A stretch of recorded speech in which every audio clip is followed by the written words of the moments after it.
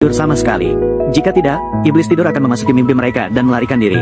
Untuk dapat membuat penyihir mengurung mimpi buruk selama beberapa generasi, mimpi buruk juga mengajarkan cara menggunakan artefak kepadanya.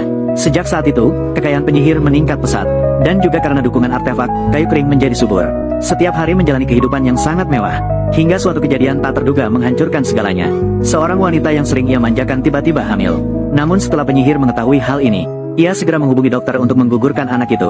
Dalam keadaan terpaksa, wanita itu memilih untuk melarikan diri. Dia tidak hanya mencuri harta penyihir, tetapi juga membawa pergi 3 artefak mimpi buruk. Setelah mengetahui hal ini, penyihir sangat marah.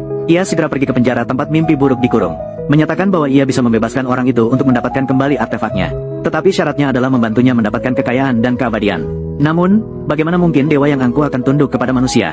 Oleh karena itu, tidur sihir tetap diam 1000 bahasa. Hanya menatap tajam pada penyihir di depannya.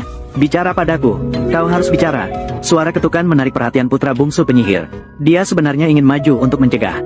Namun, siapa sangka itu justru mengalihkan kemarahan padanya. Sebagai reaksi naluriah, dia mendorong orang itu ke depan.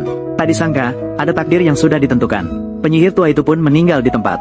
Namun, meskipun orang itu telah meninggal, tidur sihir tetap tidak mendapatkan kebebasan. Setelah naik tahta, putra bungsu tetap mengurungnya di sini.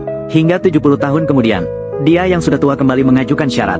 Asalkan tidur sihir bisa memberinya keabadian, dia akan dibebaskan. Namun, orang itu juga menolak dengan diam. Saat dia melihat dengan mata kepala sendiri peliharaannya dibunuh, dia sudah bersumpah tidak akan memaafkan mereka. Kakek itu melihat bahwa usaha membujuk tidak berhasil. Dia hanya bisa duduk di kursi roda dan pergi dengan sedih. Ternyata saat ban bergerak, ia secara tidak sengaja merusak segel di tanah. Ini membuat tidur sihir seketika melihat harapan. Kemudian dia menatap tajam keluar pelindung. Tak lama kemudian, penjaga yang berjaga tiba-tiba merasa mengantuk. Segera setelah itu, dia tiba di pantai yang dia impikan. Namun, detik sebelumnya adalah pemandangan yang indah. Detik berikutnya muncul keanehan. Saat si gemuk mengira dia berhalusinasi, laut di belakangnya mulai cepat menghilang. Dalam sekejap, hanya tersisa padang pasir yang tak berujung.